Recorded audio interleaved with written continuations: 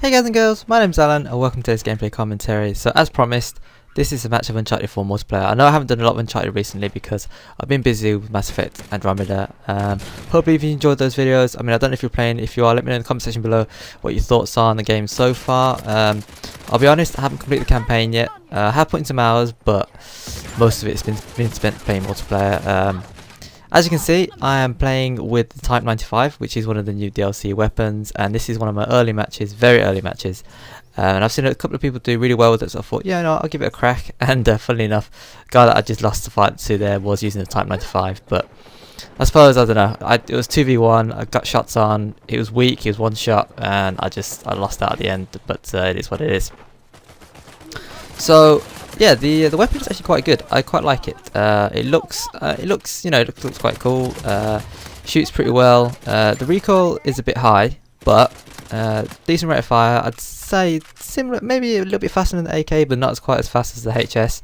The recoil pattern is a little bit better than the HS-39. It's probably more in line with the AK, so it's probably a mix of the two weapons, if I'm quite honest. It's not really fast, but it's not really slow either, so it sort of and it does a decent amount of damage, so it sort of balances itself out. I'm looking forward to unlocking the recoil mod for the weapon. That'll probably help out quite a bit. But having said that, with any other weapon, if you spend enough time practicing with it and using it, you can sort of learn to control the recoil on it. The metal is pretty bad, but it's a semi-automatic weapon and it's got a decent amount of damage, which is why the recoil is high to balance it.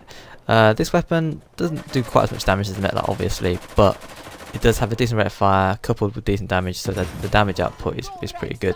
But if you fire it in bursts, or you can even tap the trigger, and if you tap the trigger, the bullets actually land in pretty much the same location all the time, so you can semi-auto it if you want to, but full auto is obviously what it's designed for.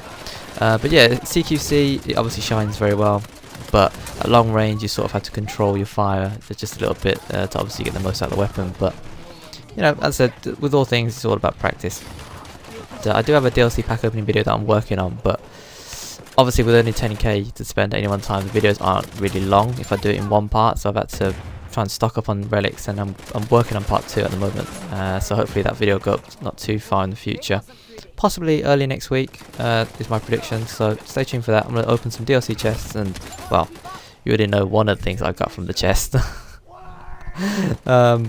Yeah, so in terms of gameplay, this is a weapon I've really played with a lot. As I said, a lot of my time's been spent playing Mass Effect Andromeda, so I haven't got too much time for Uncharted at the moment. I'm looking forward to the DLC whenever that comes out. It's predicted for this year, but well, there's still 9 months of this year to go, so this year doesn't really narrow it down. But as long as it's good, that's all I'm hoping for. Speaking of DLC, there was an update for Uncharted a couple of days ago. I'm not too sure when I'm posting this video, but there's a new map being released. I have done a map walkthrough. I have posted it to Acorn Vision. I've done it before this video's gone live, so head over to the channel if you want to see it, if you haven't yet downloaded the update.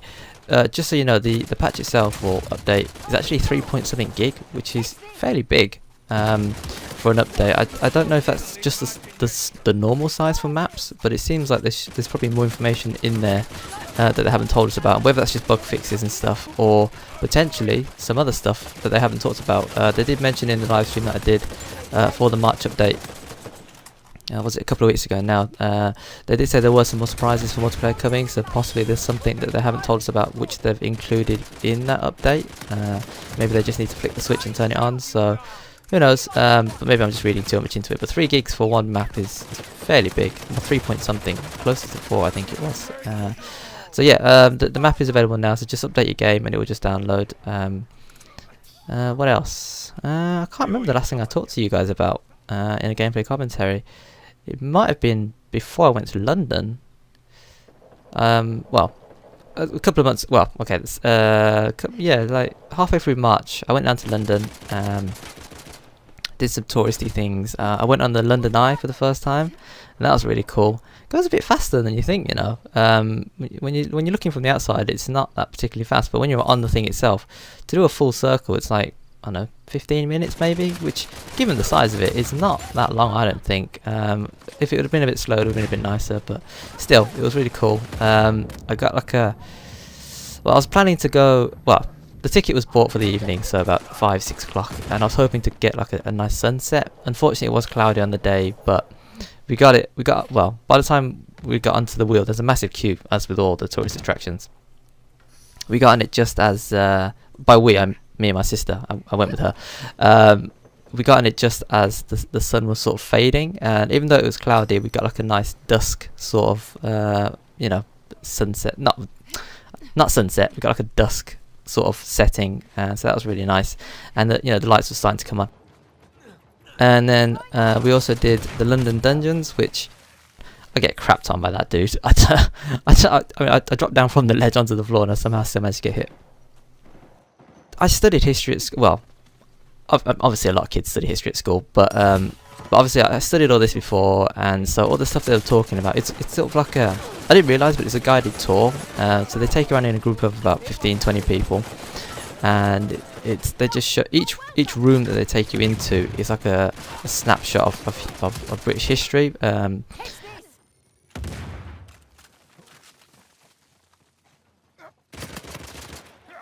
And so you've got that. Oh, I get crapped on by that dude as well. See, I didn't even get a notification to kick him off, but for some reason he was able to pull me down straight away, and I just couldn't even get out of the way. So I shouldn't have bet with my nade, but it's just unlucky, I guess. Okay, so I should also mention as well that it's not your eyes, it's not your TV, it's not your monitor. The quality of this particular section of the video is worse than what it was at the start, and the reason is because my Elgato crashed again, and so I had to recover the footage from the PS4. Still saving up to get that second monitor. Hopefully I can put it in place soon, but it's just, you know, especially when you're moving out, and I've talked about this before, but I'm starting to move out of the family home now, and so obviously there's just a lot more bills that I'm not accustomed to paying, so now I've got to take care of those first, and things like a monitor become sort of, well, nudged down the list, because obviously they are luxury items and not necessary. But yeah, anyway, enough for me talking about that. So what was I talking about? So the London dungeons. So you go around in like a group of, as I said, 15-20 people, and you get basically just, in each of the rooms there's someone, and they're talking about a segment of British history. So in one room they were talking about the Ripper, and then in another room they were talking about the Great Fire of London, and I can't remember any of the other rooms. Oh wait, something to do with crime and punishment. So how the jury, how the court system wasn't very good, just stuff like that. But things that I've learnt in school and I've read up on, you know, stuff like that. And so I don't know, I just didn't find it. I mean, it was fun to see like the people act out these scenes, and it wasn't fantastic acting or anything, but you know, it was funny, and they tried to engage the audience, and they tried to build suspense, and that, you know, the lighting and stuff like that. And as I said, as an out of towner, as a non-Brit, you'd probably find it more interesting than what I did. I mean, it was still good, but it wasn't. They didn't say anything that I didn't already know, and so apart from having someone tell it me in live action, it wasn't really anything particular special in my opinion. But it was still, it's worth doing. Another London hallmark that I can say I've done.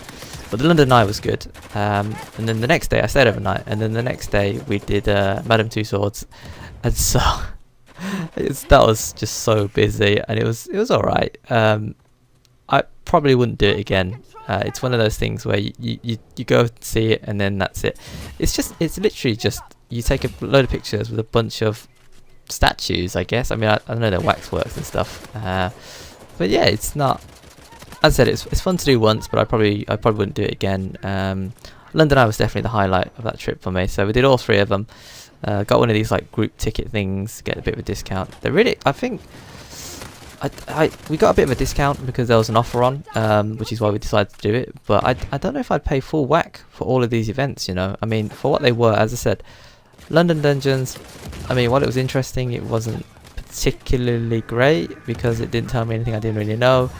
You know, with the London Eye, it was pretty fast, and it's all dependent on the weather as well, because I mean, we got lucky, but if it had been raining or something, really cloudy, then, you know, really dark, then that would have been really crap. And as for the Madame Two Swords, well, I said that was really busy, and I hate, well, that's one of the reasons why I hate going down to London, because it's just so busy, and I've talked about this in a previous video. But it's just, that's just one of the things you expect, especially when you go to a touristy thing as well, and on a weekend, so can't really complain too much. But yeah, it's, I don't know, fun to go once, but I don't know if I'd do it again. So yeah, there you are, you're all caught up on my, what happened in London. Can't remember, I don't think I've talked about it before, so if you're interested to know, then now you do, and if you don't, well, hopefully the gameplay has been interesting enough.